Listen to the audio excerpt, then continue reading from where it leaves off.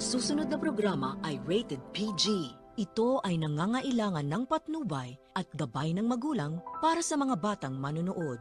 Ang aking tanda, sana sa lahat ng hiling, sa hirap man magkasaya.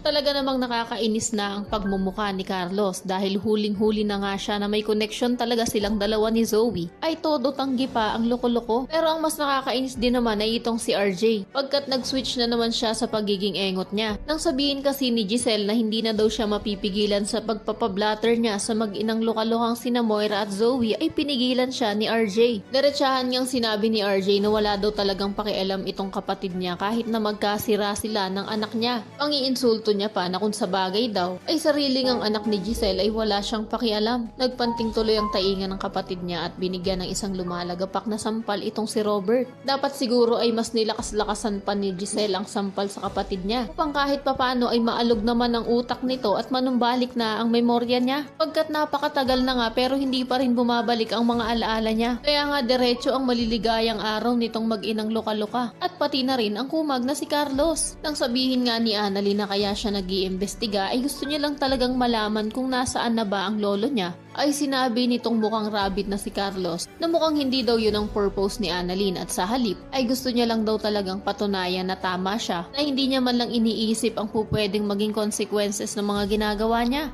Ano naman kayang consequences ang itinutukoy nitong si Carlos? Napapraning na kasi ang loko na baka malaman na ni Annalyn ang katotohanan na siya talaga ang tunay na tatay ni Zoe. Sa kabilang banda, nagpakita na ang mag-inang loka-loka dito kina RJ at Giselle. Kaya sa wakas maitatanong na rin itong engot na si RJ sa anak niya kung alam daw ba talaga niya kung nasaan ang lolo niya. Umiiyak namang sasabihin ni Zoe kay Moira at kukumbinsihin ito na umamin na daw sila. Hindi na rin ako mag-e-expect na aamin talaga itong mag-inang loka-loka. Dahil sinabi nga ni Moira kay Zoe na mag-switch na nga daw ulit siya sa pagiging maldita niya at demonyita. Dahil may plano pa nga daw sila sa lolo niya. Kaya panigurado na kahit na naaawa itong loka-lokang si Zoe sa lolo niya, ay hindi pa rin siya aamin. At sa halip ay magiging sunod-sunuran na naman sa lupa-lupa niyang ina. Yan ang mga dapat niyo pang abangan. Kaya naman kung isa ka rin sa mga nauumay na dito sa abot kamay na paulit-ulit ang mga eksena na palagi na lang sina Moira ang nagwawagi, ay pakiclick naman ng like at subscribe button.